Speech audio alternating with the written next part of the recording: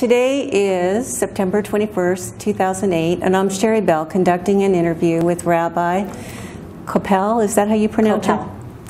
And Rabbi, you're interesting for many reasons, but I understand that you are in the service. Yes, I've been it's kind of self-evident. I've been an Army Reserve chaplain for 30 years. 30 years, so that means you joined in 1978. And when you joined, what was your purpose? Were you a rabbi at that time? I joined the Army Reserve in 1978 as a rabbinical student, as a chaplain candidate. Where did you go to rabbinical school? I went to rabbinical school in Philadelphia, Pennsylvania, at the Reconstructionist Rabbinical College.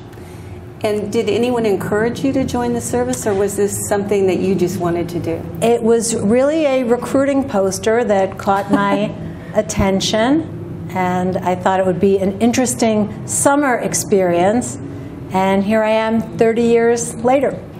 And I understand you're the only female rabbi in the service, in the armed services? I am presently the only female rabbi in the United States Army. I was the first female rabbi in the U.S. military. I believe that there are presently, there is presently at least one female rabbi in the Air Force. In addition to being the first female rabbi in the U.S. military, I was also the first female rabbi in Arizona. And I was specifically drafted to come to Arizona as a female rabbi. The president of the congregation, Temple Beth Shalom, at the time was Sumner, known as Al Brooks, who was the mayor of Mesa. And the congregation was seeking a rabbi, and it was Rabbi Albert Plotkin who said to Mayor Brooks, "You should find a female rabbi," which in 1987 was a unique concept. So I was specifically brought to Arizona and hired by the congregation because of this unique status of being one of the first female rabbis. When you first joined, so what were your duties? I began as a chaplain candidate, so really I was training for the ultimate role of being a chaplain. And U.S. military chaplains perform a variety of services. We're there for religious support to guarantee the free exercise of religion for soldiers, in my case, in the Army, and also provide a very important function of counseling. So there are a lot of emotional, personal, family situations that soldiers deal with, and they need someone with whom they can speak freely about their issues. Are there any unique Jewish experiences that you found particular to Jewish soldiers? Jews are a minority in the U.S. military. Very often people have never met a Jew. So in the military context, it's not unusual for a soldier to find that they are on the front lines, as it were, of having to be the representative for Judaism. I understand you served in Iraq. I've been to Iraq twice, both times for Passover, flying from one forward operating base to another, officiating at Passover Seders for deployed service members. And were you in the first war, the first Gulf War? I was called to active duty in 1991 for Operation Desert Storm. How hard was it for the Jews that were serving in an Arab country? There's definitely a sensitivity about revealing one's religious identity in that environment.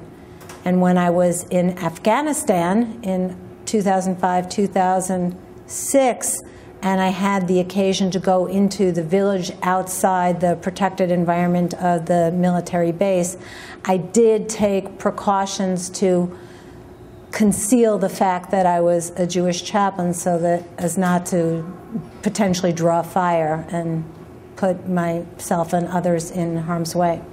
Very few rabbis who've had the opportunities that I've had to be with deployed service members throughout the combat theater. So many very meaningful moments where the Seder rituals, for example, came especially alive.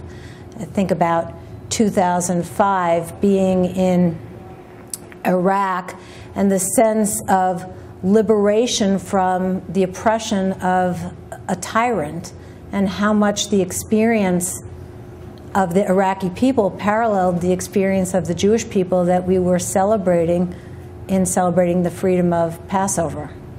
Being in the Middle East. And being in the place where, yeah, there's a strong biblical history in Iraq. In 2006, I was officiating at a Seder at Forward Operating Base Sykes.